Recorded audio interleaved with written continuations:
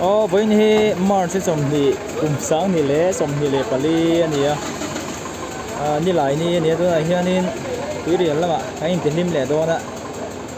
đây nuông đó khóc mày quý điện là gần cắn lẻ đó này với chưa hello go ramit lang ngắm tiền lẻ xia lăng lẻ út to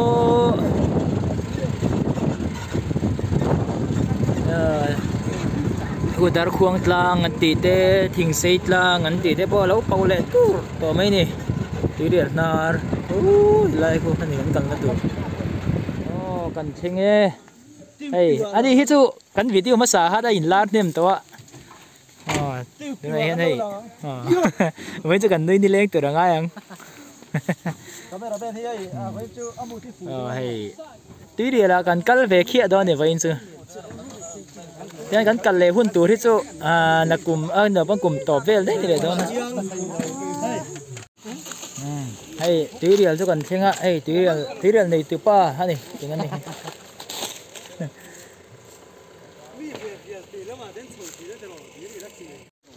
เช่นหิมเด่นอันเลสันอันดีเข็ม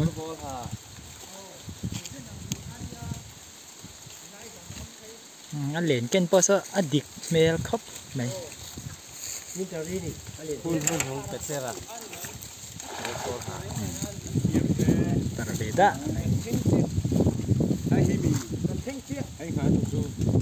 นี่ยังชุกตี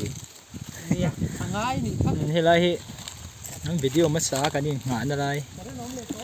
ผู้ลงจะหนีจวงไปทัดกันขู่จูมากันนี่งานอะไรค่ะเดี๋ยวแต่ยังไงหัดเลดอนเนี่ยน่าเทลตาคุณนั่นนี่บอกว่าเฮ้ยน่าเทลตาส่งไหมพี่รอนทอดเร็ว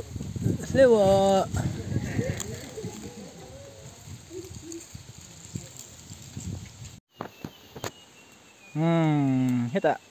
cái gì hả nó cái tiếng sáo chứ nó cái hả nó cái gì hạt đông ăn tỉ lai ha cái gì hạt lệ là vay cái ấy tôi bắt thế ta su mày lấy bây giờ cháu in lệ nó đen haละvới tuần đuổi lệ tôi là ngay à hay là thì hình mình đó này thì giống hi hay mình chụp bài hay là hi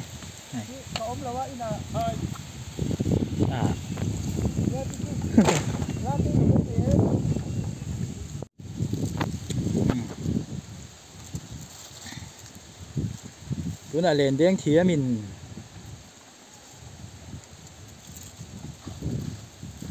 ai bắt chặt khúc mấy mà sẽ vọt tối này ha chứ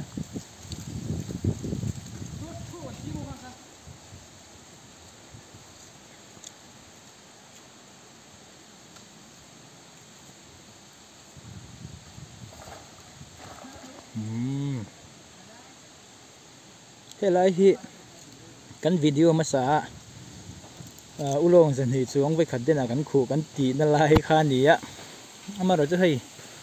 tiếng ăn viết tổ lâu nghe mình lại tiếng em phát cho nên chưa bao cả cái thì anh ông về đâu rừng mày ạ thế lại à cho nên phải claim cho nên anh mình về á mình chưa mà rồi chứ tầm đeo hành khu đeo lúaอย่างที่เขาจะอมบักเรานี่ดูหน่อยจวน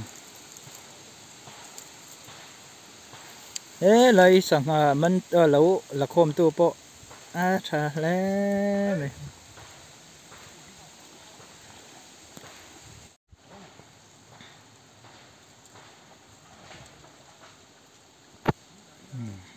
แต่เสือชายเลยนะแดงด้วยนี่เบียร์กะหลังราคานี่ไหมเลนเด่นชิมจึงจะโปรดเฮโซแต่บอลโซชัดเลยมันต่อไหม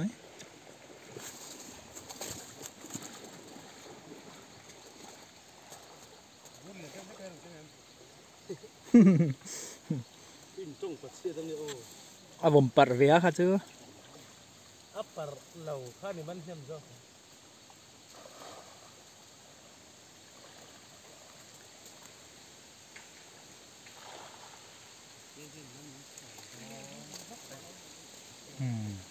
ก cái vá mấy nè mấy đùm nè bằng ngã chứ ôm gắn lái cho mẹ tụi chứ mình thấy mẹ đó gắn phải sợ thế này ui ôm tụi chuông nghe chả chuột vào lâu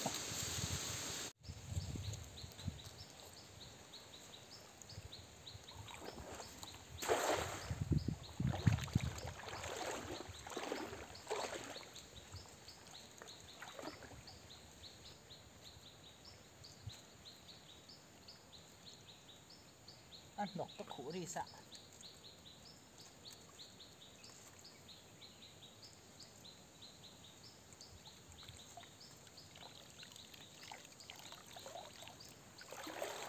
đang có hộp có in trên tỷ lệ nó lai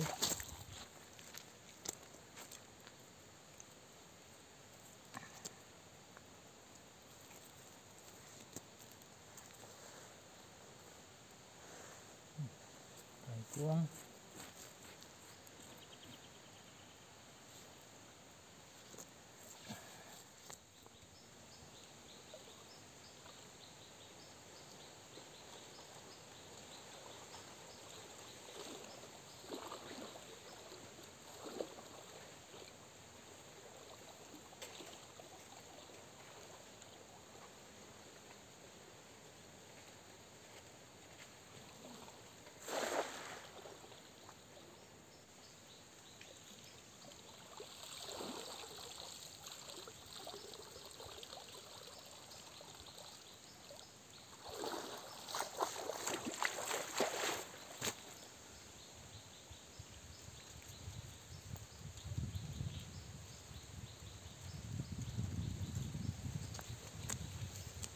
ulong chân ông gì để gieo ạ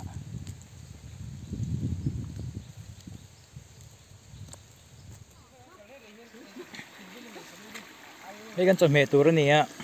ở xa cần cái hít cho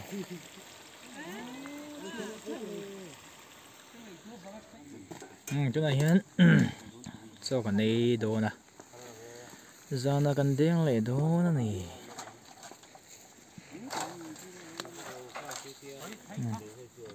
mau thấy tụi nó tụi em huy cảnh bắn xa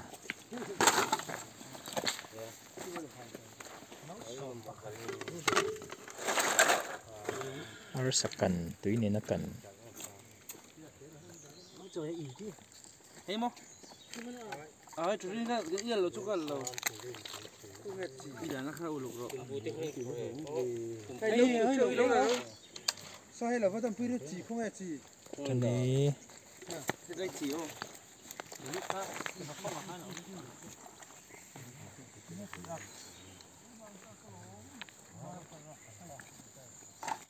ô tụi này hiền cho con ấy đón mấy cả li lệ chân về đi toa tụi này hiền cho ấy đón mấy cái này với picnic hun măng ăn uống lọt lính anh này với ní chứ mà ăn uống lọt lính hay chẳng được ba bữa anh đi hi YouTube channel này được ba hi này á sahaman po anh này Thế là cái tròn này đó nè. Last job. Cho po hay tuy đón không mấy dul mul khát phurin cái này tắc tắc tiếng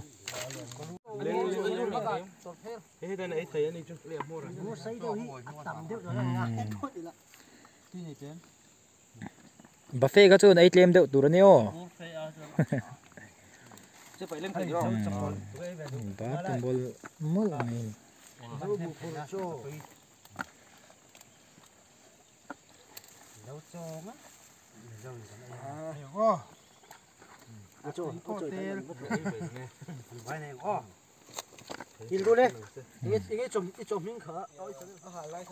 Cho cái đây không á, giờ nào cần tỷ lệ đồn nè. Chạy không ai hết, ăn tỷ lệ lốc đồn là để lâu thế. Xem sang này.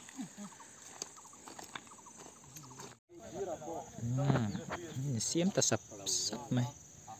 giờ lắm bằng đen hết rồi anh có vật vắc vắc lắm buổi khác thì nó headlight nè ôi cắn khụ quý lệ khóc mấy giờ nên chú hay gắn mùi em hành thì hiệu lo vẫn nhá hay hình lai em mì hay lại hình thuần với cái thịt xuống hình lai mì thì thuần với cái này hay hình lai của thuần đắng thuần lăng anh này đúng không đó cái tí giống hi cần mình anh này có mấy cụt cần đã trên thế anh bù lợ con có tắm về viết này